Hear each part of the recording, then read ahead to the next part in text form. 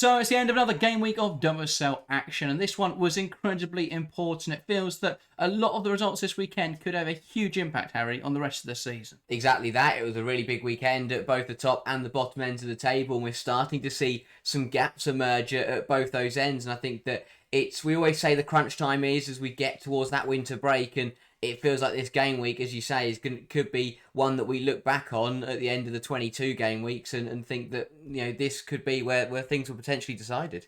Yeah, absolutely. Where else to start then than the game in Manchester? The Manchester derby, Man City 3-0 Manchester United.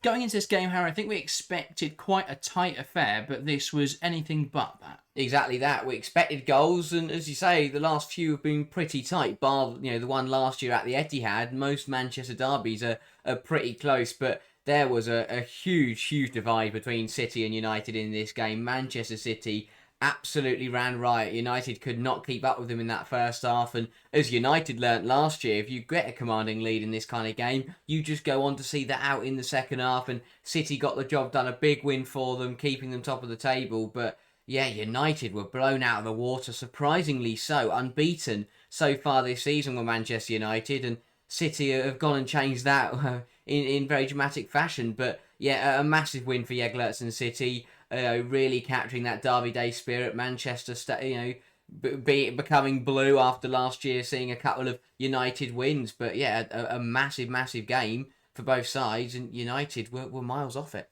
Yeah, absolutely. I thought it was a statement performance from Manchester City. We've seen them be ruthless in front of goal throughout this season so far. But I think what set this game apart from the rest, what made it distinctive, was their defensive display. The fact that they were dominant both sides of the ball. United didn't have a shot on target in this game. They failed to create opportunities.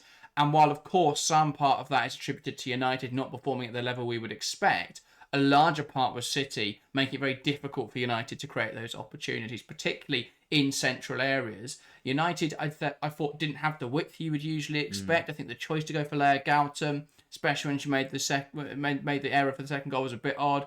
Riviere wasn't able to have that sort of attacking, creative license that you'd usually expect. So they did struggle to get out United, and then they struggled to create things in attacking areas. But City clinical once again in front of goal. And yeah, absolutely. It felt like, for me, a perfect performance from Man City. Nothing really went wrong. Yeah, I think that's the best way to put it. There's been performances for City this season where we've sat there and we've gone, yes, they've played well, but there are still problems. Take the Everton game, for example. We sat here and went, yes, they've played very well, but there are still some defensive issues. There are still certain things they need to sort out. But in this game, it all came together really nicely. And I feel like we saw the kind of level that City could bring, the potential that they've got with big stars returning. I thought that they looked really good on the ball defensively, and when they got the ball forwards, they were so good when they came forwards. And, I mean, that's what we should expect, really, when you have a front three of Lauren Hemp, Khadija Shaw and Uber Fagino, but they delivered superbly. They were so dangerous. Shaw doing what Shaw does best and scoring big goals in big games. Lauren Hemp coming back and returning with an absolute bang, and Fagino as well, another really consistent performance from her. But, yeah, City going forwards was so good. They could have had a couple more. Miedemar had an effort, a couple hitting the post here and there. But yeah, City were ruthless, and it was that kind of game where every time they came forwards, you felt as if they were going to find the back of the net. Yeah, I think especially first half. Second half, they toned it down. I think this is what, for me, makes it a complete performance. And they wouldn't have had the freedom to do this, perhaps, if they weren't 3 goals ahead. But in the second half, they just went really defensive. It's something we haven't really seen from City in a while, but they dropped deeper, they let United have a lot of the ball, and they backed themselves so they could defend in a solid, narrow shape and be fine for the rest of the game. And they were very disciplined, very organised, and United couldn't find a way to break that down. So for City, I think they did well to strangle the game in the second half and just slow it down. As for United, what do you attribute the performance to? Because there have been conversations about, is this down to fatigue? Is it down to injuries?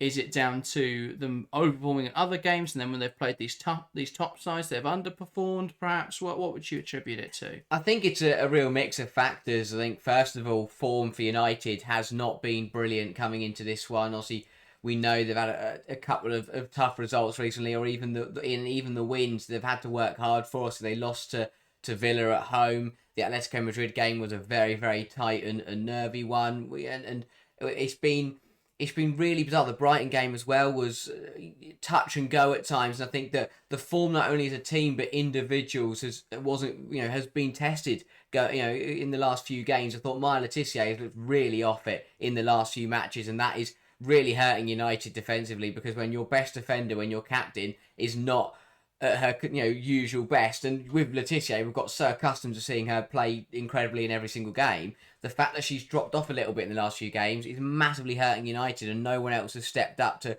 lead that back line and put in a very good performance. So I think form's a massive factor, as you say. Fatigue, we know that United were always going to struggle to balance playing 2 games a week against in the Champions League, and they are struggling. The lack of squad depth is failing them, but also the fact that on that squad depth, there's certain players in this squad who are having to play all the time, and that because when they take those kind of players out, they play poorly. And if you look at who that is, Letizia, Ziggiotti, those kind of players, they really struggled in this game. And that's the thing. I think that you can't expect to play the same. You can't expect to get through with this kind of squad. You won't. They will get battered by Man City. They will get turned over by bigger and better sides, and they are going to struggle in games against difficult teams. And I think that's what we're seeing. And suddenly, their campaign's unravelling a little bit. Yeah, absolutely. I think I would extend that as well. I mean, you mentioned there Letizia, Ziggiotti, but I thought this was Anna Sandberg's first performance in the United shirt. I thought that she'd been brilliant to start this season, but this was a really dismal showing. I thought Hinata Miyazawa was pretty poor in this game, and it wasn't just the defensive work, but it's also coming forwards, and they just look really tired. There's a moment, I want to say 70th minute, maybe slightly earlier than that, around 50, 60 minutes, where they're coming forwards and Miyazawa looks to play out to the right-hand side. It's Ziggiotti making the wide run, and Miyazawa just completely misplaces that pass. And you just think normally, Ziggiotti should be wider in that moment, but normally Miyazawa nails that pass. And it just felt that things weren't quite as crisp and collected as you'd expect for United. It was a very messy performance. I think even when they did come forwards, I think their best chance of the game was probably the Park shot around 70 minutes, and that went forwards into Park. She didn't get it. It was headed away by Uahabi. Mallard sort of bundled it forwards to Park. Park took it wide, and everything about United in this game felt, in spite of what they were trying to do, they didn't. Nothing really clicked. Nothing really worked. And I think the other thing that surprised me somewhat was Skinner's lack of reaction. I think that Skinner, for all his potential flaws, one of his biggest strengths has been his adaptability and his pragmatism, the way that he's able to adapt the tactics to the situation. But the fact that you could see what was going wrong for United in terms of their defensive structure, in terms of who they were marking, in terms of players not picking up the right opposition players, you could see what was going wrong, and we'll analyse that in greater detail in the Wednesday video, looking at the tactics. See what was going wrong, and Skinner didn't make those changes. So that, for me, was a big surprise. But yeah, what are your thoughts? Yeah, I think that on the Skinner reaction, it goes tactically, but it also goes from an attitude sense. The biggest thing we praised United for last season in this identical fixture when they turned City over at the Etihad last campaign was the attitude they went into that. They treated it like a derby. They were up for it. They were in City's faces. They were aggressive, and you could tell they had that fight. They had that hunger. But this United, it was flat. It was so relaxed, and we'll get onto it again. We mentioned the other derby of the weekend, but it didn't feel like a derby. It felt like City just turned up and steamrolled them, and United didn't. There was no aggression, and I think the one thing Skinner has done so well is getting that mood and getting that mental emotions behind the squad, no matter what the game is. He's really good at calming them down and getting them to focus on certain fixtures, but he's also proven to be incredibly good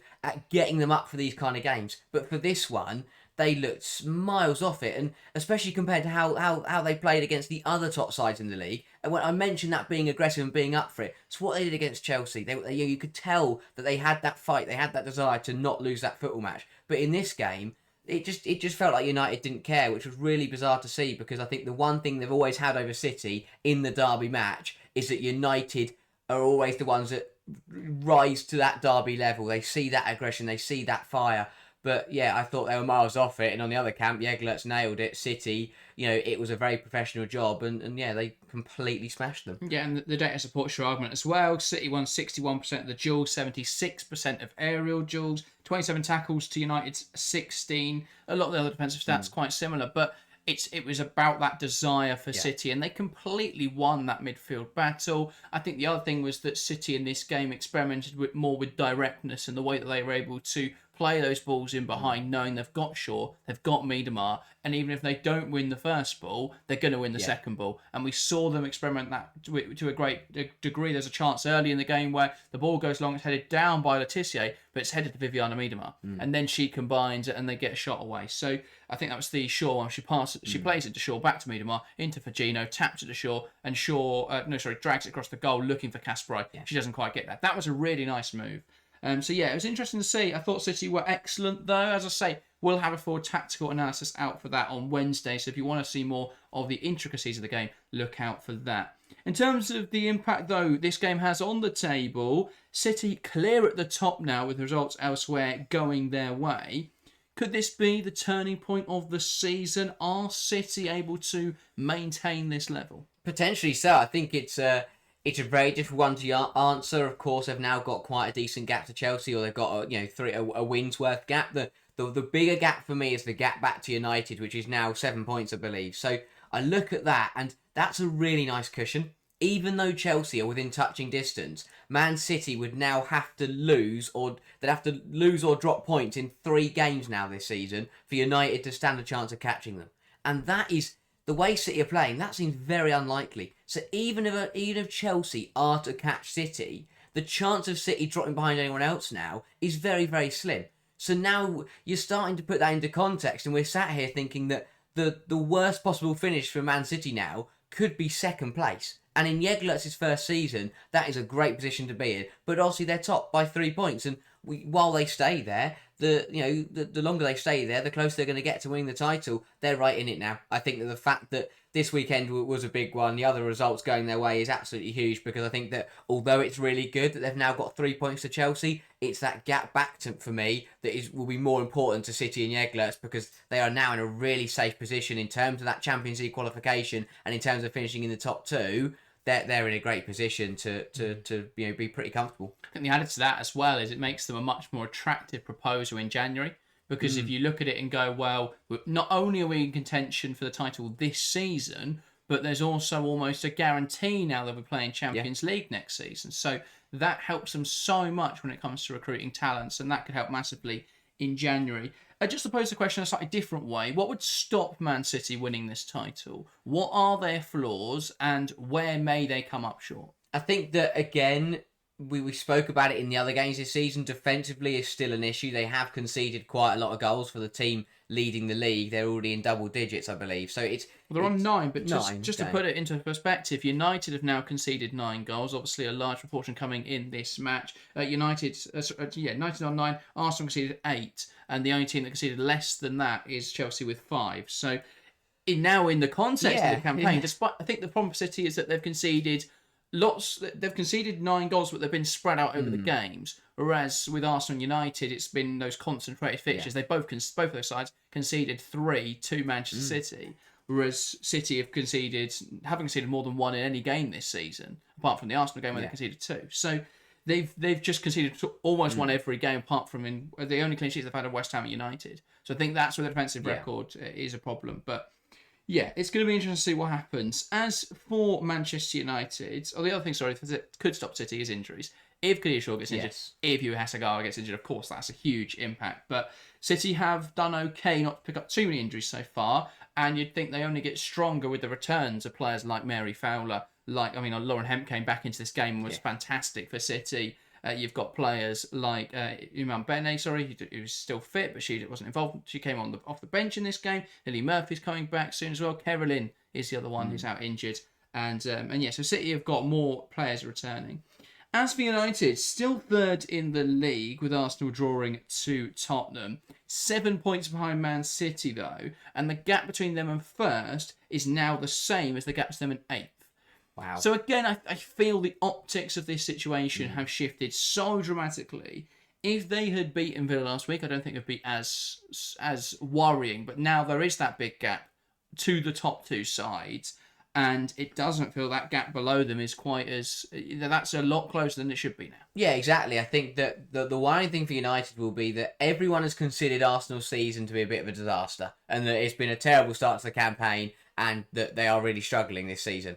They're only a point behind United. So if Arsenal are having a really poor season, sure, United have got to be careful they don't slip into that bracket as well. Of course, they're still in the Champions League spaces, and they could still very much have a very decent finish. But if they're one loss away from falling fifth, sixth. So they've got to be careful that they don't end up. They've got to stop the rut. Got to get a win in next week. Got to stop in the Champions League is massive. But yeah, they've got to be careful they don't find themselves splitting down the table, because with that pack behind them is very, very close together. They've got to be careful. They're one or two results away from being in a really, really poor position. Yeah, I think obviously the difference is with Arsenal that Arsenal spent loads of money in the summer bringing in new players. They were the reigning Champions League winners, so the expectation's different. But I do agree broadly that if they are now being dragged into a fight for Champions League football, that mars what has been a good start to the campaign for United.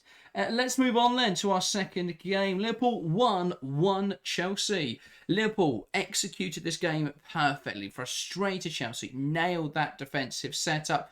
And I think what was really important about Liverpool was the fact that they did get that goal on the counter-attack, because that allowed them then to be even more defensive in the second half. Yeah, exactly. Liverpool, they did very well. They went out with a game plan, and I think that this time, unlike the City game, they managed to finish it off and get the job done, and it was a very well regimented performance. They did well to react to conceding. I thought they started well in the game, whilst then they conceded, but usually we see sides fall away. But no, they stuck in there. They worked hard. They made it difficult for Chelsea. They got on the ball. We know Gareth Taylor's sides want to get on the football, want to dictate the tempo. But yeah, they kept themselves in the game, got that goal, and then from there they could just absorb pressure and see it through to the end. And in the second half, it was a very, very strong, defensively solid performance, and Chelsea could not find a way through. Liverpool did very well to limit the champions, and kind of, I think now it's got a big look in the mirror for Chelsea. But yeah, first of all, massive credit to Liverpool, because they went out there with a game plan, and they managed to execute it for 90 odd minutes without using any subs, I don't think, in the end. Gareth Taylor really doesn't like to use his bench, but for the same 11 players to play the full 90 plus additional minutes, that's a very, very good shift against that Chelsea side. Yeah, I think in a way, not making subs was probably the right decision, because you don't risk a player coming on and not, quite understanding the situation, whereas everyone knew their role, everyone knew what the game plan was, and they executed perfectly. I think one of the problems for Chelsea, as we'll get to, was that sort of over-rotation, where Chelsea had shifted it into something that was working a little bit better, and then Bompastor shifted it again in the last 20 minutes, and it went back to not working. So, I think to an extent Taylor nailed that. And it's difficult because it sounds, when we're bigging up Liverpool, it sounds like an excuse for Chelsea, and it's not. But it is definitely worth noting that Liverpool were excellent in this game. That's a big part of why Chelsea struggled to create chances. But that doesn't excuse Chelsea not being able to create chances. Too stagnant in the final third. They only had one shot on target this entire game. That was, of course, the Alyssa Thompson goal. That was a very well taken goal. And I think with that coming early on, this looked like the start of a good Chelsea performance. But from there, it went horribly wrong. Yeah, exactly that. Chelsea, should have kicked on from that goal, and it felt like they would. They were coming forwards at that time of the goal. That first 10, 15 minutes was really sharp, but it then fell really flat. And then Liverpool could get on the ball and took the sting out of the game. And then when Chelsea got the ball, they just didn't do anything with it. And I think that there was a massive problem there that Chelsea then just didn't find that spark again throughout the entire match. It was a really fast start, really aggressive. We saw Thompson getting in behind every time, causing problems, and then suddenly we saw zilch. It just went so flat from Chelsea. There was no pace to the game. There was nothing. And while Liverpool did do their bit to take that out and get on the ball and slow it down, when Chelsea turned it over, it had to be quicker. It had to be more accurate. They had to move the ball. When you're playing against a side like Liverpool, to be fair, it didn't really sit that deep. That was the other problem, is that Liverpool were pretty aggressive. There was still, it wasn't like that space for Thompson, that space for other players evaporated after the goal. It was still there to use, and Chelsea didn't use it. And I think that it just had to be quicker. It's one of the, it felt like one of those games where you sit there in the first half and go, right, Chelsea will, got their goal, but if they move it quicker, they will just play it around Liverpool. But it never came. That pace, that kind of again, a little bit what we saw with United, that lack of desire, that lack of effort really cost them in the end. It just didn't feel like that anyone in that Chelsea shirt was out there giving 110% and really pushing to find a winner. But even when, I think you look at, Liverpool using a very effective mid block, even, high line, moving into a mid block, moving back into a low block. So they were able to transition their out of possession shape really nicely through the different phases of play. And because Chelsea never stepped up the pace, it never drew Liverpool out. Chelsea weren't wide enough. Chelsea didn't progress the ball quick enough. And so by the time they'd get to the final third, Liverpool were able to crown the penalty area. And I remember that, towards the end of the game, Chelsea were just swinging balls in there. But even then, that wasn't enough. Chelsea weren't putting the ball in the box enough. There wasn't enough urgency there. And Liverpool had like 11 players in their own penalty area. But that was perfect. And they were able to push up and back and forth in that same shape. And Chelsea couldn't break it down. So I felt Chelsea lacked creativity. I thought, again, Chelsea, despite not creating loads of chances, was still really clinical. 4 big chances, 4 statistical big chances created. All 4 missed in this game. The most, I think, pointed of those was Kat Makario's from a very close range, skewing it wide. That, for me, should have gone in. And then, again, that maybe changes the game. If Chelsea do have that advantage once more, it makes it an easy game to play out. But, yeah, I just thought Bompastor got it wrong in this game. I thought the shift back to the 3-back was perfect because it freed up those wing-backs to get up and down. And I thought Chelsea in the first half, it was strange. The rest defence structure of a 2-1 was really strange for me. It was way too aggressive. Yeah. And I think that was only done to sort of get certain personnel in. But I don't understand that. I think if you're going to... Carpenter and Carnery for me are not complementary because they both want to do the same thing. If you're going to play Carnery, you need someone like a Bronze who will tuck into a back 3, or a Bronze will also push into midfield. Whereas Carpenter wants to overlap, but Carnery also wants to hold the width. So those two just weren't complementary. Charles was a weird one in this game because normally you'd expect her to sort of tuck into a situational back 3, but instead she was also getting forwards, which I didn't really understand.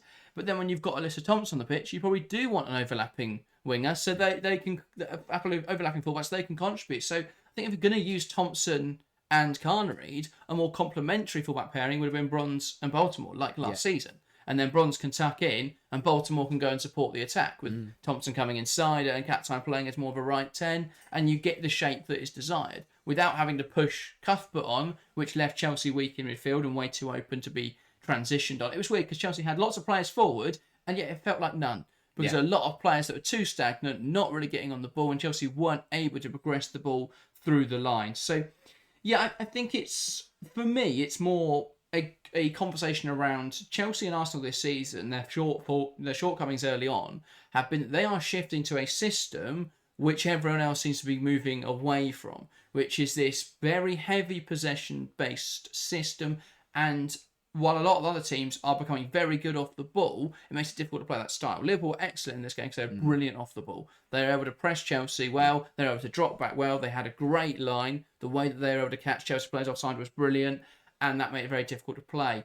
Chelsea, the few moments they had in the second half were all a lot more direct, where they were going in behind, and Beaver Jones put it just wide of the far post. Again, that goes in. It's a different conversation, but that just didn't quite happen for Chelsea in this game. And it's felt like this was coming for Chelsea because there have been games where I think the difference was, though, in those games where the performance wasn't there, arguably. Again, I don't think Chelsea have played too badly this season.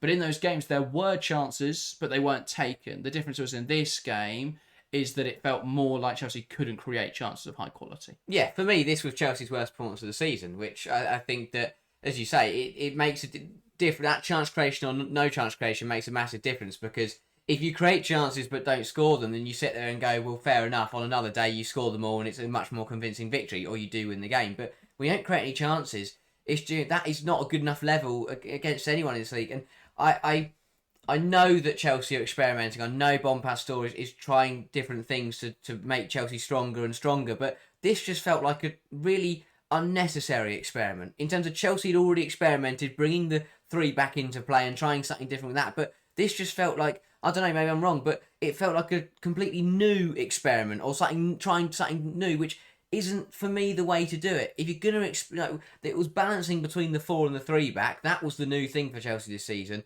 But this just felt like adding an extra element into it, which quite obviously made Chelsea worse. So I really didn't understand that one. The changes just got weird in the second half and just kept chopping and changing. And even the subs that did come on, I think really struggled. Beaver Jones had a couple chances but couldn't hold her run. Lauren James didn't touch the football, so when she got on the pitch, and that because Chelsea didn't give it to her and she wasn't in position to take it, so that was a pointless substitution. But again, that was all because it was the wrong sub. I don't know why James came on for Charles. Yeah. I'd have kept Charles on there, used the back three, and brought James on for captain, who by that point in the game was struggling a bit. I found it weird how people criticised Vika Captain as having done nothing in the game, because that felt like completely ignoring the fantastic pass that she played through the lines. That's the only time that Chelsea got her in those sorts of positions, because Chelsea didn't play out particularly well in this game. That the build-up structure for me was terrible. I think that was the other thing worth noting, that it felt like watching Everton with the two centre-backs and then one defensive midfielder and everyone else just ran up front. That's what it felt like watching in this game, because that's what happened. Yeah. That for me was really strange, and yeah, I think it was weird. Chelsea have two shapes that work. The 4-2-3-1, which is similar to this, but instead of Cuthbert pushing forwards, it's one of the wing backs. You build the rest defensive 3-2 structure, and then you have the sort of two attack midfielders, two wide players, and then a striker. And the two wide players are made up of one winger and a fullback, and then the attack midfielders are made up of one attack midfielder and one winger coming inside. Yeah. That for me has worked for Chelsea so far this season. I think the other way you do that, a similar thing, is by using the three-back. Again, I don't know why there was such a negative reception of that. The way that worked against Manchester City was excellent. I think the reason that people were so annoyed because the Leicester performance apparently wasn't there, but Alessia never really looked like scoring in that game, and that was the point of the three-back, was to make it very difficult for Chelsea to concede. And I think Chelsea have become incredibly good defensively this campaign, lead the league in terms of clean sheets. They've also been very good in terms of, they've got the least goals conceded per match, the third lowest XG conceded as well. Now that is something that will be concerning, the fact that the XG conceded is slightly higher, so there is an overperformance in that aspect. I do think Chelsea give up too many transitions, and that was shown in this Liverpool game, that when they take it, it can be incredibly dangerous. But yeah, I thought it was very interesting. I don't think Chelsea played very well in this game. No. And yeah, I hope we will see a shift back to what was working in other games this season. But Chelsea falling behind now in the title race, 3 points behind Manchester City, and it's a position Chelsea aren't used to being in. The chasers now for the title, they were 5 points clear this time last season. They've got 6 points less than they had at the same stage last campaign. So not being the start of the season. Obviously, last year was a bit of an anomaly, the fact that they had beaten everyone in their first 9 games of the season. That wasn't going to be replicable, because I think United have got stronger, City have got stronger, and Arsenal are here as well. Probably, no, to be fair, Arsenal are stronger than they were in the first 9 game weeks of last season. I think that is fair. So, yeah, it was never going to be replicable, but for it to be so far off, and City to have improved by 2 points simultaneously is what's led to this. Yeah, exactly that. I think that Chelsea won't be happy. We know the standards that Chelsea Football Club and Bompastor set is that that Chelsea are the best of the best, and they do not slip up at any point in the season. The fact that they are now 3 points off City will be concerning. It feels like a weird discussion to be having. Obviously, they did with this draw. They break the record for an unbeaten streak in the WSL history. So it feels like a really anticlimactic time to do that in a really poor performance in a draw. But that's exactly why I find it stupid when people say, "Oh, Bompastor's the problem. Bompastor can't cut it." And I know, obviously, part of that is hyperbolic, but there will be people out there who genuinely believe Bompastor isn't a good manager. But 34 matches unbeaten doesn't happen by coincidence. This was one poor performance from Chelsea. It doesn't change what's happened over that 34 game run. The fact that they have been able to be so consistent in the WSL, where they are struggling to, where they have been so good at not losing games. City have had a great run at the start of the season. I don't believe it's fully sustainable, though. I do think at some point in the season they will lose a match, apart from against Chelsea. And even if they only lose to Chelsea this season, as long as Chelsea are perfect from here on out, they would still win the league. So I don't think it's all doom and gloom just yet. I think it'll be very interesting to see how it plays out. But yeah, obviously ground to make up now, which isn't a position Chelsea used to being, and it's going to require the players to rally around. I did think it was interesting that Bompastor didn't face the press afterwards. On one hand, I sympathise with that, because I think it would have been the same sort of questions. But on the other, I want to hear what she wanted to say, because after a loss of that manner, what on earth went wrong there? Let's talk about Liverpool, though, dropping to bottom of the league. Again, though, the performances have looked a lot better recently. Another point gained, but it feels they're now ruining those missed opportunities early in the season. You'd look back at the Leicester game they lost, you'd look back at the Everton game they'd lost, and you think those two should have been wins, and they'd be in a much healthier position right now. Yeah, it's a really difficult one for Liverpool because they should have been wins, but for me, it's a really difficult one because we've seen that improvement. If they'd played like they did against Chelsea and Brighton, if they played like that against Everton and Leicester, they'd probably won those games 3 or 4-0, and they'd absolutely played them off the park. But I think that they for me, I feel for Liverpool a little bit because they were Gareth Taylor's first fixtures in charge, and you could tell that his way of playing did not work at all to start with. But look at the improvement now. If they turned up at Leicester or Everton or West Ham right now, they would beat them. I know they've got West Ham coming up. That will be the big one.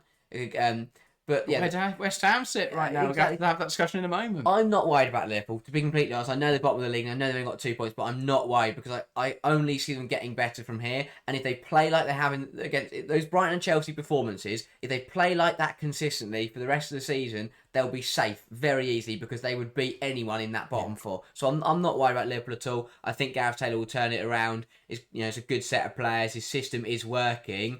They've just been unlucky that their best performances have come against the better teams in the league. Yeah, quite frankly, you look at a lot of their games and it's come down to individuals. I don't know what was expected with this Liverpool squad, but now that Beta Olsen is firing, I mean, she's now scored three goals for Liverpool. Kapok's on 2 as well. They do need goals to come from elsewhere, but those two can probably score enough between them this season that they'll be okay. Faye Kirby's looked a lot better in the last 2 weeks. I think that's important. I know Chelsea didn't really test her. I think that was a big part of this game. Yeah. That was frustrating, the fact Chelsea didn't put anything on target apart from the goal. Because we've seen Faye Kirby and she has made some pretty high-profile mistakes, but she has looked better in recent weeks. So maybe it shores things up. I think the fact that they've conceded less than West Ham, less than Everton, less than Leicester City, less than London City, for me, that shows they're in a really okay position. Yeah. Once that goal scoring picks up, I mean, it would help if the defence on the other side just fell apart every game. Then they'd probably be sick. Maybe. But yeah, I think as you say, they're a bit unfortunate with how the pictures turned out. As Leicester, Everton now you'd be looking at as a comfortable victory, but Liverpool were still having those teething issues early on. But I think they'll be okay. Coming up for them, Arsenal.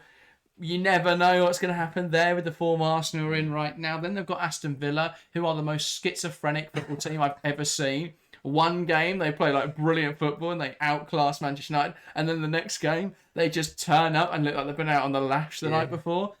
Bizarre football team. So you never know what version of Villa you're going to play. That's a potential win. Then obviously West Ham coming up at the end of December as well. That is the most crucial game for Liverpool. But I don't think they need to be too inherently worried.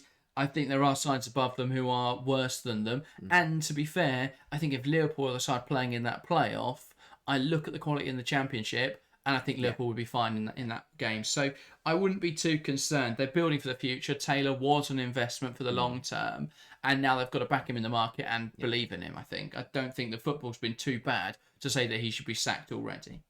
Speaking of sacking, and someone who may have been on the chopping board, but now seems to be absolutely fine. And we're on to West Ham 3-1 Everton. A first WSL win of the season for West Ham. Vital, I feel, for Renee Skinner. And for West Ham, restoring that belief. Absolutely massive. As you say, great to see West Ham get their first win of the season. I thought the full-time scenes were absolutely telling about the pressure and the kind of the weight that it was having on them, the relief from the players and Renee Skinner at the end. You could tell they enjoyed that one. They were very happy to get 3 points on the board and to get rid of that duck.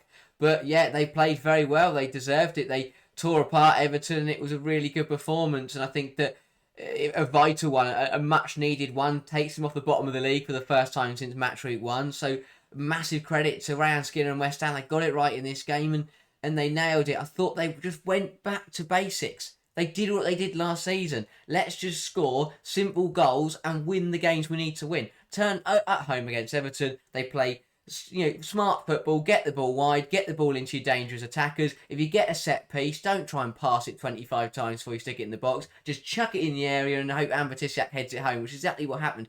They seemed to take it back to the basics and they absolutely nailed it against a side that refused to get the basics right in Everton and just keep getting it wrong every single week. That would be my point. I think West Ham, this is definitely a much better performance. I'm going to reserve judgment for how much of a corner they've turned until they play someone who isn't Everton, because I thought Everton were absolutely abhorrent in this game.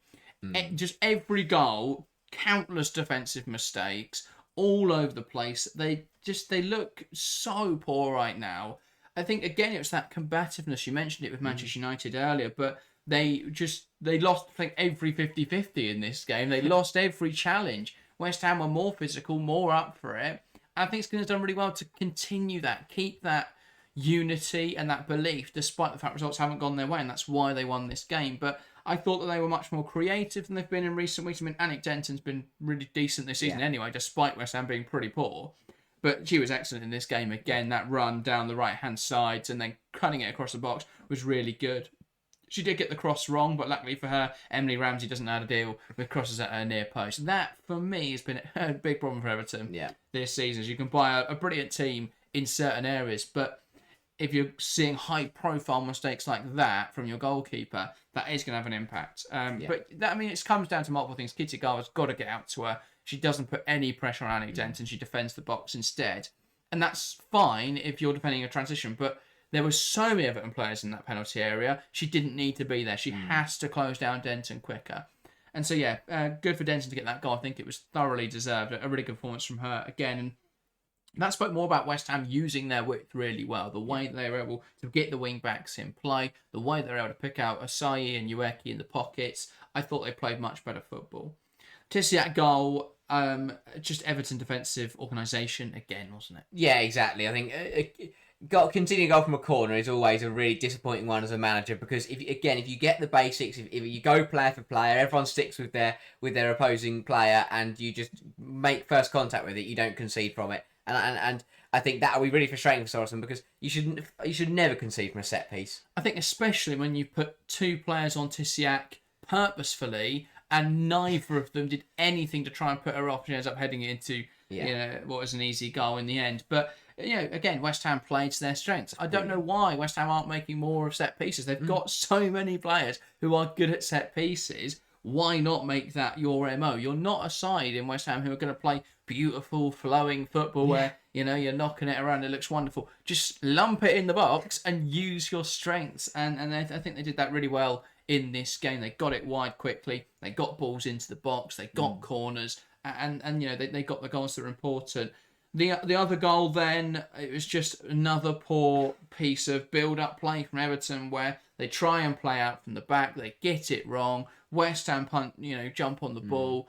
And I thought Martinez was right back to her best in this game anyway, but this for me was phenomenal. The way that she was able to bring it under her control in such a tight area and then finish it off was really tidy. Yeah, it was good, and I think that Martinez and the whole front three as well for West Ham looked like the front three we saw last year. But yeah, it's exactly what we know Martinez can do in those kind of pressure environments with bodies around her. I mean, it can be a bit crazy sometimes when you've got loads of blue shirts just running across you and throwing themselves aimlessly at you. But she did well to keep her composure and to put it past Ramsey. But it was I don't know what the defending was from Everton. It was one of those where it was more difficult for Martinez because Everton weren't defending. They were just throwing themselves at her, and she had to wriggle through and dodge these kind of players that were just kamikaze throwing themselves at her. But yeah, it was vintage Martinez, that wriggling through, and just dodging these bodies, and it was a good cutback from Ueki in the first place, and well finished off by Martinez. But Everton should have done a lot better. Well, I think Everton's defenders just panicked because it wasn't a situation that needed emergency defending. No. Just stand your ground, and she's going to have a very hard time to put it in the goal with two players in front of her. But because they panic and they both just go like sliding in front of her, she just waits and then just gets away from them slightly. Emily Ramsey coming in and overcommitting. A goalkeeper rushing out to ball, make yourself big. Make it difficult for the player to put it past you. Don't make your movement really readable and like crouch into a small ball and try and defend one side of the goal.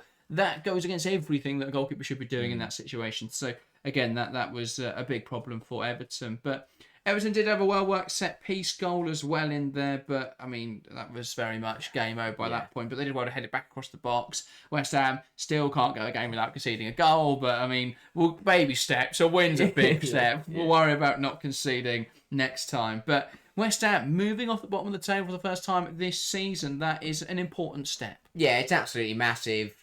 But when in a football team, if you've been part of a team that is bottom of the league for 8 game weeks, to finally get off bottom will be a massive lift to that changing room. Speaking from experience there. Maybe, but it's crucial for West Ham. As you say, Skinner's done very well to keep that belief up, but now she has something to use because she can now say to the players, look, you believed for 8 game weeks, we're now off the bottom and let's push on and let's keep going. But yeah, a massive win, a better performance, and I think that two very opposing feelings in these dressing rooms right now. West Ham will be chuffed to bits with their first win and they're off the bottom. Everton, I think, will be very, very scared, and rightfully so. If I was an Everton fan, I would be worried because I don't like labelling teams as a one man band, but Everton do just feel like Kelly Gargo in a dream, and if they don't have Kelly Gargo, then they are just dreaming for something to happen. They had no dreams in this game. There was nothing. It was so flat, and they had no outlet, and there was no danger to West Ham at any point. No, not at all. And I think, again, it's so disappointing because they were very good against Manchester City last week, but this was a really dire showing. I think Sorensen summed it up quite nicely in the post-match press conference. He was asked by the reporter, was that West Ham playing well, or was it Everton playing badly? And he said, we have to look at ourselves. We weren't physical enough. We misplaced too many passes. We didn't win the 50-50s. I'm paraphrasing there, but I think that broadly sums up the tone of his message. I think the way that this Everton game has to be viewed. This wasn't where a West Ham side who came out and played wonderful football. As much as this is a huge moment for West Ham and it will be a lift of confidence, this wasn't a West Ham who came and played nice football.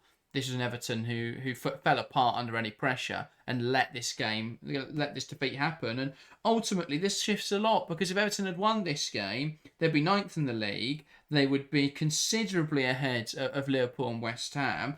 And then you'd look at this season and go, well, they should be okay now.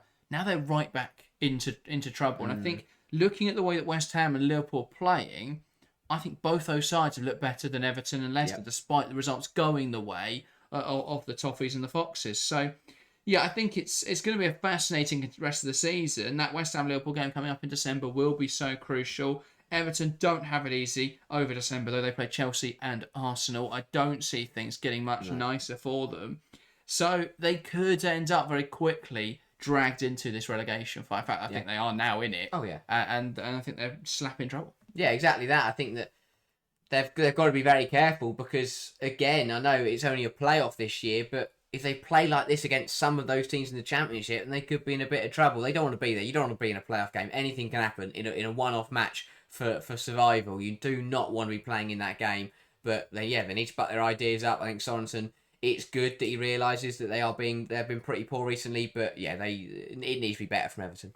Yeah, absolutely. Well, let's get on to our next game. Then a game that was interesting because of how boring it was. Tottenham 0-0 Arsenal. This was such a difficult watch. I'm surprised neither of us fell asleep on stream. But let's start by giving Tottenham their plaudits because this was a phenomenal display from Tottenham, a masterclass in how to set up defensively and make yourselves very difficult to break down. They were well organised, they were disciplined, and most importantly, they worked hard, both on and off the ball. Yeah, it was good from Tottenham. It was good in a defensive sense. This was how to not lose a game 101. It was also how to not win a game 101, but they didn't worry about that part. But why would Tottenham want... I think if Tottenham had went to win this game, they'd have lost it. Yeah, they would have, but that still does contribute to the fact nothing happened. But yeah, credit to Tottenham because they didn't care that it was boring. They wanted it to be boring. They wanted nothing to happen because they have walked away from a North London derby with a very, very big point. I'm not even going to call it a North London derby. There was nothing about this that was a North London derby. There was no fire. There was no aggression. There was no desire. The best thing that happened... Fire? Yeah.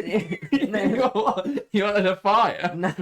There's no aggression from anyone apart from Katie McCabe, who got booked so early, Arsenal had to bring her off at half time and ruined everybody's fun. But yeah, it was Tottenham did very well to limit Arsenal to nothing. They sat deep, they absorbed pressure, the clearances were strong, their box defending was very, very good. Even when the ball did get through, Lisa Kopp with an outstanding performance made some big saves in there to deny Blackstenius in the first half. There were a couple ones saved from Calorente, saved from Russo. So, Kopp did very, very well to bail Tottenham out when the ball did get through. But it was very rare that did have to happen. But it was very good from Tottenham. They executed it brilliantly. The creative players towards the front of the pitch struggled, but that's because they didn't get to touch the ball because Tottenham weren't interested in giving it to them. But yeah, it was a brilliantly coached defensive performance from Martin Ho. They got it spot on. They've learnt their lesson from the Man City game where they tried to be aggressive and got smashed. They sat defensive. They were never going to win this game, but as you say, they were never trying to. And they've taken a big point. Even then, though, they had more of the ball in the first half. And it wasn't like Arsenal outshot them by loads. It was 2 shots to 6, 1 on target to 3. It was, that first half at Tottenham, it wasn't ridiculously defensive. But in the second half, it definitely became a lot more defensive. But I don't think this was a game where you just go, well, Tottenham sat I know they definitely focused on their out of possession structure and making them making themselves very difficult to break down. But it wasn't a game where you go, well, Arsenal were like all over them, peppering the goal with shots, and they just couldn't get the ball in the back of the net. Tottenham made it very difficult for Arsenal to even get into their half at times. Yeah, I think, of course, Tottenham did well, but I don't think that their attacking performance, I agree, looks better because Arsenal did nothing. If Arsenal had done loads, then it would highlight Tottenham's lack of something. But Tottenham had, 2 shots? And one of them was Marta Thomas's towards the end of the game. I'm not counting that as a shot. 4 shots. 4. Okay. 2 in the first half, 2 in the second half. Oh, my dear. 1 shot on target in each half. It was nice and balanced. Yeah, that's... But yeah, I agree. Because Arsenal didn't do much, it ended up being... And that was because Tottenham limited to them. It looked like 2 really poor attacking displays. If Arsenal had 20 shots, then that would have highlighted more the fact that Tottenham did absolutely nothing. But Arsenal, 13 shots. The problem for Arsenal is that there were none that were in great areas, really. I mean, apart from the Blackstenius opportunity, which was a 0.58 XG chance in the 50th minute, she gets it across to Smith. All of the goal to aim for, and she leans back and puts it over. That is a must-score chance. Outside of that, Arsenal didn't create opportunities. 13 shots, but the other 12 all mustered 1.2 XG combined because they're all shots from really stupid areas. To an extent, that was forced by Tottenham, and Tottenham did very well to force them into areas where they weren't, great goal opportunities, and Tottenham did really well again to pack up the middle. That's why they've been so good defensively this season. They've had their defensive midfielders tracking the wide runs and dropping everyone else back, and they've been really good at being able to just pack out the penalty area, and so you don't get shots away in those zones. What went wrong for them in the City game was when they had the ball high up the pitch, City were then able to win it back and transition really quickly. But Arsenal's out-of-possession structure is non-existent. They don't have one. That is the bizarre thing. You look at the Bayern game, and they pressed really well initially, really aggressively, and they won the ball back. And the second half, they just didn't press. And Bayern just played it through, and then, they're in. And Arsenal's rest defence, again, non-existent, doesn't happen. And so it's so easy to transition on them. And this was, again, a game, I think, maybe if Tottenham had gone for it, they may have got something from it, because Arsenal were just really poor. And I felt in the second half there was this feeling of, when are they going to pull the trigger? Yeah, they have to eventually, and they just never did. And it's that meme of the thing with the stick poking the thing, going, "Come on, do something." That it did nothing. Yeah. Arsenal never pulled the trigger. They never went for the game, and that was bizarre. There was never any urgency. At the end of the game, you think, "Oh, we've got the ball in the edge of the box. Let's stick it in the box. Let's go long with it. Let's try everything we can to get this ball in the back of the net." But instead, it's this relentless just commitment to playing out from the back, playing slow, patient football. And it went nowhere again in this game for Arsenal. So, yeah, I mean, Smith was a bright spark as well. I thought that when she came on, she made the game much more fun to watch, the way that she wanted to take players on. Thought Taylor Hines did well as well, to give her credit. Again, Tottenham didn't really come forwards much, but especially at the start of the second half, they did try and get Naz down that side, and Hines did well, did better than McCabe, put it that way. So, yeah, I think those subs worked well, but other than that, very little offered by Arsenal. Yeah, I think, as you say, they offered very little. I think Hines was the right change. I understand why Slegers wanted to bring off McCabe on a yellow card in this kind of game at half-time, but I think that partly killed any sort of aggression or fight from Arsenal at all. And I know that I'm not, I know McCabe can take it over the line sometimes, but in Sometimes. most of the time, but in this kind of game, she would have been the one player that comes 75, 80 minutes, would have been trying to get something going, would have been trying to get her teammates up for it. It was flat. It was so flat from Arsenal. It was Tottenham as well, didn't seem to have that derby spirit in them, but that was more because of the way they were playing. They weren't trying to be aggressive or go at Arsenal, but yeah, another really disappointing derby. I want to see I want to see some. You want to see fire. We've learnt that. I do want to see fire, but yeah, it's one of those where Arsenal, you're turning up at your North London rivals that you have been battering consistently for the last few years. You're the reigning European champions. You're turning up at a Tottenham side who have played well this season, but as I say, usually there's a golfing quality between these two sides, and that completely disappeared in this game. You could have not. Arsenal will be very, very disappointed because they should have turned up and they should have rolled Tottenham over here on their day. Look at the players Arsenal have got. They should have turned up and won this game convincingly, but they showed nothing. It was really, really poor. Really, really poor. Yeah, Arsenal missing the chance to go third. They dropped points in a weekend where where United dropped points, where Chelsea dropped points. You'd think they'd have made a huge ground, but they gained nothing on Chelsea. They gained a point on United, and they dropped well off Manchester City now. And as to put their season in perspective, on the opening day they beat London City Lionesses by 5 goals to 1, something like that. 4-1. And now they sit just 1 point above them in the WSL. That, for me, it speaks volume. I mean, London City have been remarkably lucky to be in the position they are in, but that, for me, speaks volumes about the drop-off for Arsenal. That opening day, things look so positive, but the season is now just fading into obscurity. Is Slegers in any sort of trouble? I've seen some discourse online. I think most rational people saying that she's got that credit in the bank from the Champions League win, but is there any point in the season where Slegers is in trouble? I don't think so. I think that the title is not achievable. Let's be honest. 8 points to Man City, and they'd have to leapfrog United and Chelsea. That's not going to happen. And Tottenham, 11 points. So, yeah, let's be realistic. That's not going to happen. But I don't think there was ever an expectation for Slegers to... I mean, I think there potentially was from some people, but if we're being realistic, no one expected Slegers to lead Arsenal to the title this season. You didn't watch the BBC predictions. That is true. They all predicted Arsenal to win the title. That is very true. But yeah, I don't think Slegers in trouble. They could very easily still get into the Champions League, and that would be an average season. That's kind of what we expect from the Big Four. They go, the expectation is always Champions League. Anything above that is a great success. So they could easily get Champions League. I agree. If they do start pedalling backwards, they fall behind Tottenham, fall back London City. Even then, they're only going to be sixth. And I again, the bottom half is so weird. 1 minute you think they're all going to catch up, and the next minute they've all dropped points again. So I don't think they're any threat of dropping out the top half. But yeah, I think they'll be okay. They'll still be in the Champions League fight for the remainder of the season, you'd like to think. But yeah, having now drawn the same amount of games they've won this season is not a pretty record at all. No, absolutely. And yeah, I think that speaks volumes about what's going wrong there at Arsenal. But yeah, let's move on then to Brighton 4-1 Leicester City. Leicester actually started this game faster. They had some big opportunities which they didn't take.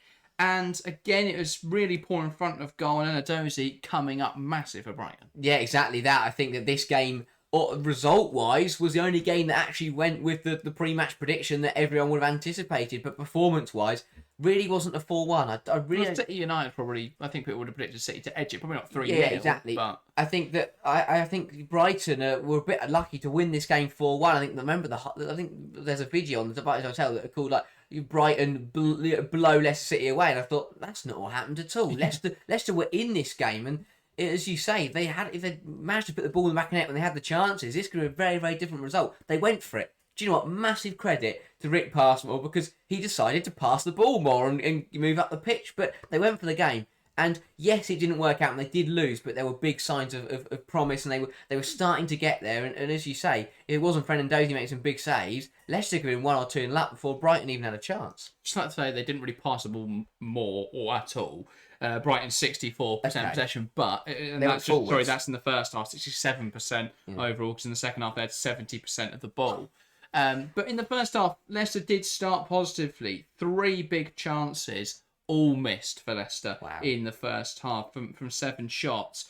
The difference for Brighton was that from 7 shots, while they only had 2 big chances, and 2 on target to Leicester's 4, their chances were finished. And to be fair, they were higher XG opportunities. Madison Haley being a big difference maker in this game. I thought she looked really sharp. Seike through the middle, not only as a goal threat, but also as a 9, or almost a false 9, someone that can play the ball into and will create opportunities, will bounce that ball into other players. I thought she was really sharp in this game as well. So that was good. Goals also coming from unlikely sources. Melissa Pomey popping up with a WSL goal. I believe her first WSL goal, might be wrong on that one. And Marissa Alessia as well, with a really well taken finish. So really, raining goals Brighton, that's probably where WSL came up with that blow Leicester away, even though that was probably a bit hyperbolic. Yeah, I think so. I think that it was one of the worst performances I've seen from Nina Leipzig. I thought she could have done a lot better for the Mpome one. I'll let her off the Alessia one because I think she saw it late due to the bodies in front of her. But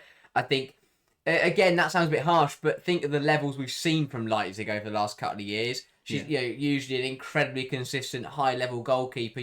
Usually the one that the best of the rest for me. If you take out the goalkeepers in the top 4 sides, she's probably the best in the league behind them. So I thought it was an uncharacteristically below par performance. But again, Leicester without Mouchon, now she's injured again. Who's going to find the goals? Jutta Rantala hasn't really hit the ground running since she returned from injury, and she had a big chance early on in the game that she didn't take. Shannon O'Brien, though, stepping up with a goal in this game. I think that was important for Leicester to get a goal at least. But I mean, the data backs you up there on Janina Leipzig, 2.00 XGOT faced, obviously conceded 4, so an underperformance by the same number. So a big disappointment, I think, for Leicester. But Brighton were excellent. Very disappointed in Seike, though, because they scored in the 27th, the 47th, the 87th, and the 90-plus 4th minute. I think she should have not scored. And so then it would look much more satisfying. But, I mean, that was instinctive from Seike, that last goal. The ball crashes off the crossbar, and she's there to turn it home. And, I think that made the difference for Brighton having a number 9 who, again, as I say, can link up the play, but also is instinctive, getting in there, wanting to score goals. I think that was really important. So, Brighton moving back up the table. Them and Aston Villa seem to just flip-flop up and down based on who wants to have a bad week and who wants to play really well. Like last weekend, you thought, Brighton are going to kick on here and Villa might struggle, but Villa beat United and Brighton drew with Liverpool, so they swap round. And then this week, I mean, you'd have expected both sides to win, but instead it's Brighton that win and Aston Villa lose, so they swap round once again. So Brighton up to 7th in the table. There is a bit of a gap ahead of them, though, to London City. 4 points there for them to make up. As for Leicester, it's not looking particularly good now. Their true colours starting to show. Yeah, it's one of those for Leicester where the reason we talk about them in a different light with Everton is that Leicester are now going back to expectation. They were performing, they were exceeding expectations at the start of the season. They are slowly dropping backwards, but we expected nothing. We expected nothing less from Leicester. We know they haven't got the quality. We know they haven't got the squad depth. And yes, Rick Passmore was a good interim manager, but bringing him in as the permanent solution for me wasn't the right signing. Yeah. We know they were going to struggle this season. The fact they've got a bit of a buffer is going to keep them alive for a couple more game weeks, but we're in a position now where they're only, in 3 or 4 game weeks' time, I could see Leicester bottom of the table, and that would be a bit of a concern. Yeah, I think coupled with the fact that their record isn't too far off Liverpool's in terms of goal difference. They've scored 1 more than Liverpool. They've conceded, though, 3 more than Liverpool. And when you consider that Liverpool have a game in hand, you could say it's a little bit fortunate that Leicester are 4 points ahead of Liverpool at this stage in the season. Goal difference tends to correlate with your position in the table, which is why it's all a little bit messy at the moment, because we've got Leicester in 9th with -11, with Aston Villa just 1 place ahead of them with -1 goal difference. Yeah. So it's not an exact science, but goal difference does tend to align with position in the table. And Leicester's would suggest that they would be the second bottom. Only West Ham with the worst goal difference this season. So I think they've got to have one eye over their shoulder, and if the results don't continue, they're going to be in trouble very soon. I think they need a big January Leicester to be in a more comfortable position. But again, though, I think if you were looking at them being involved in that relegation playoff, you'd expect them to be okay, but they wouldn't want to be in that position taking that risk. Let's get into the last game then of the game week. It's Aston Villa 1-3 London City Lionesses.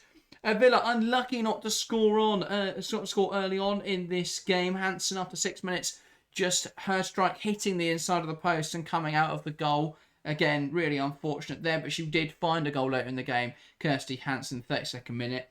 Thanks in no small part to Lee. That was particularly poor goalkeeping. Yeah. That was a good equaliser because London City had already taken the lead by then. But the thing I wanted to raise, and I know that we've had comments saying, oh, you guys just don't like London City Lionesses. They actually played well this week. I implore anyone who thinks that to send me evidence of London City Lionesses playing well this season. I think they've done well to pick up the results they have. But it's just a mystery why everyone falls apart against London City. Yeah, of course. I think, first of all, you have to give them some plaudits because they are winning games. They are technically a newly promoted side and they are getting results across the line. But as you say, we are watching amateur levels of defending. Take this Villa game, for example. Forget the other ones beforehand. I've never seen a team defend like it before.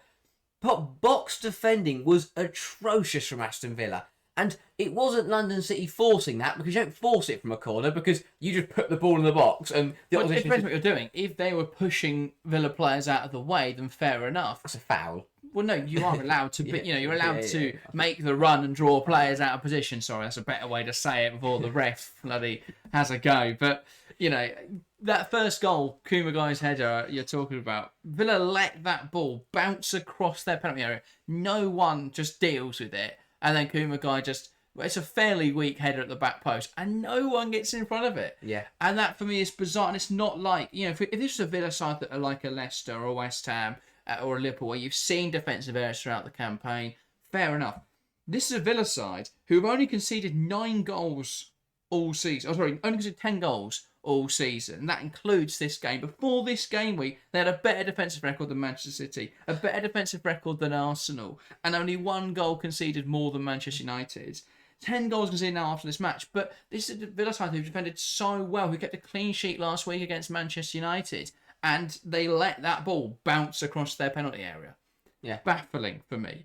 The Goodwin goal I thought was much better from London City. I thought they deserved that one. Again, though, Villa failed to deal with the initial cross across the box. Lynn Vills probably should do better up against Freya Godfrey, but it is good from Godfrey to recover it, dink it over, and then obviously Goodwin couldn't have possibly, statistically, couldn't have missed that chance. Yeah. 1.00 XG. I don't think I've ever seen that.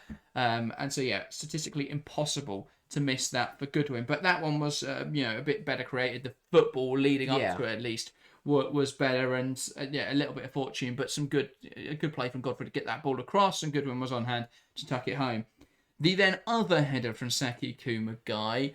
Villa again don't deal with the ball into the area at the near post. Sangara gets a touch on, and Kumagai couldn't have been in a more perfect position to head that home. It's a well-worked routine from London City, but how does no one from Villa get in front of that ball? Well, routine's the right word for it, because it looked like, and both corners looked like when teams practice corners in training, when they put mannequin defenders in and then they have to run around them. That's exactly what it was. It felt like London City were taking training corners and Villa were just meant to stand there, and it was up to the London City players to run around them because Villa couldn't possibly move. But yeah, it's one of those where, again, it all comes... the way you talk about London City all comes through the name and what they've done, because a lot of people will say this is really good for a promoted side, and of course it is. They've already outscored the points totals of the last 3 promoted sides since 21-22. That's impressive, and yes, they've done well. And if Crystal Palace won a game like this last year with a bit of luck, being really scrappy and got it over the line, then fair enough. But Crystal Palace didn't have a European pedigree manager who's been in other countries and won titles, won trophies. They didn't spend millions of pounds on this player, that player, and whoever else. They didn't just go sign the best players from other countries. They didn't break the world transfer record. Exactly. I hope they didn't, because I'd love to know who that was on if they did. I expected London City to win games, but I expect them to do it with a bit of class. Look who they've gone and signed. Look who their manager is. If I'm Jocelyn Poichet, I would be really, really disappointed with myself, because I'm thinking I'm meant to be a top manager here with some phenomenal players. We should be playing good flowing football and playing teams off the park, rather than being a bit okay for the majority of the match and then scoring 2 corners and winning a football game. Yeah, no, I agree. I think the football's been disappointing. I think there is an extent, though, that London City this season is just get the results, stay in the top flight, and we'll build next season. I think when you look at how the squad was constructed over the summer, that was not done with the manager in mind. That was, let's go and get the best names, the best players possible, rather than let's build a functioning system. But he's done really well to sort of jam them together. But there are players that just don't seem to fit, and there's players that quite clearly Croatia wasn't interested. I mean, the fact they've got 3 left backs who are all starting contention with Lucia Corrales, Pattinson, and then who starts at the moment is Rafiat Imran. Why did they sign 3 left backs then? I mean, they just seem to have too many players in every position. Why have they got Katie Zellem when she doesn't even start? Maria Perez now doesn't even get near the pitch because Zellem's the sub. But they've already got a midfield pivot of Gayoro and Kumagai, which is ridiculous that they've got that pivot. But yeah, I think London City spent a lot of money. They don't play particularly enjoyable football.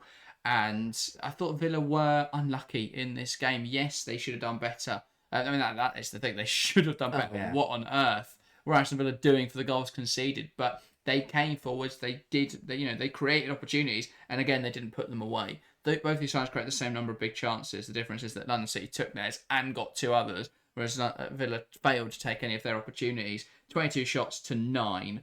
It was clinical from London City, but it wasn't enjoyable. Aston Villa have to be better in front of goal. How many players are they going to cycle through in forward areas that still don't cut it? Salmon's missed so many chances this season. Georgia Mullet's come in and missed too many chances. Hanson's been better, but still isn't taking her chances. When are Villa going to take their opportunities? When are they going to realise all this potential? Because they're playing football. They're outplaying sides like London City easily. Villa should be in the top half. Yeah. But, now they're 5 points behind London City. They'd have jumped them if they'd won this game. But instead, they fell apart. And yeah, I think that's a really disappointing game for Villa. That, though, is everything. Let's get to the final segment of the show, our aerial fantasy teams. I will start. I'm not happy. Really not happy with how this game week went. Mainly my captaincy choice. I captained Carla Camacho, and she didn't even show up. I thought, at this point in the season, there's a chance Shaw doesn't score in the Manchester derby. Let's take a punt. And I was right that Brighton were going to score 4 goals. Unfortunately, Carla Camacho wasn't on the pitch or even in the stadium, so she didn't score any of those goals. So then it got handed to my vice-captain. I remember at no moment vice-captaining Georgia Mullet. I think what's happened here is I have not changed my vice-captain from last week when it was Aggie Beaver-Jones, who was my vice-captain, and I transferred Beaver-Jones to Mullet, and Mullet was my captain then for this week because Camacho didn't play. Very disappointing. Georgia Mullet didn't score, in case you hadn't figured that one out yet. And so I didn't really get much from my captain. So despite the fact that I had Shaw on 9, Wimberg 6, 12 from Kasparai, and then a handful of 3s and 2s elsewhere, I also made a very annoying decision that I thought, I don't think Tottenham are going to keep a clean sheet against Arsenal. So I benched Kopp and Koga, and I brought in Livia Peng this week for a -4.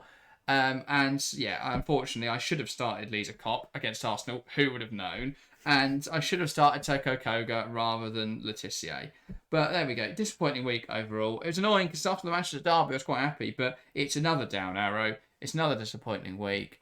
And I'm not having any fun anymore. I'm going to captain someone random next week and see if it pays off. I had a really good game week. 59 points. Good. Really happy for you, mate. Thank you. I had a very similar thing with a Brighton player. I captained Fran Kirby going into this one. She wasn't on the pitch. She wasn't in the stadium. She was sat with the fans, but she wasn't on the pitch. So she got subbed out.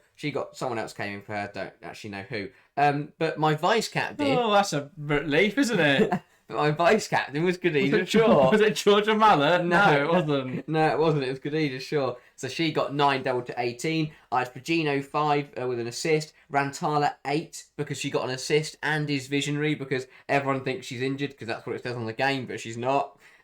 7 from Kirsty Hansen. Obviously, she got the goal. Clean sheets for Fox and Van Donselaar. It was a really positive week. I wish Georgia Mullet hit straight at the goalkeeper and had gone in. Maybe, but yeah, really good week, 59 points. It says a down arrow, but I don't think that's correct because I definitely wasn't 56th in our league last weekend, so I've definitely climbed, but I'm getting close to that top 50 now. It's going quite well, just got to keep pushing on, and so how many points am I off?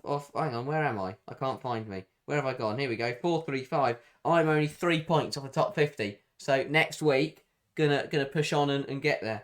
I'm 229th. I think I might have actually gone up this week. I think what the down arrow might symbolise is that on Saturday I went up because I had Shaw and Kasparai, so I gained loads, and then I've gone down since then. Yeah. I think that might be what the down arrow symbolises. I don't think I was 229th last week. Not that is well, now I'm doing well. Don't look out. But yeah, still, I think it was a better week for me, albeit I'm still not in the top 200. Are you doing top of the game week, or are you finding the highest score? I'm finding the highest score. Well, I'll do top of the game week in a moment then, because welcome, top of the game week, Neil Thompson with Venky's out. This week, Captain Vivian Asai, so that's where we should all learn. 16 points from Asai. 9 points for Khadija Shaw. Has Alyssa Thompson on 11. Godfrey 5. Virgino 5. 3 from Calvente, 2 from Kendall. Had McCabe 0 and was still okay because Sangare got 5. Kasper got 12 and 2 from Livia Peng. 70 points.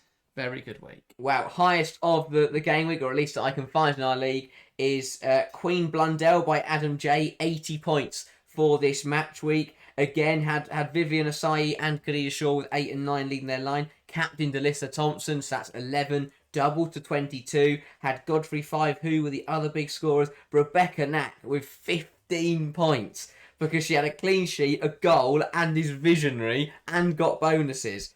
What a pick that is to have Rebecca Knack. Why do I not have Rebecca Knack? Because she scores goals. I don't know why no one else has her. I'm getting her now. I'm doing live on the pod.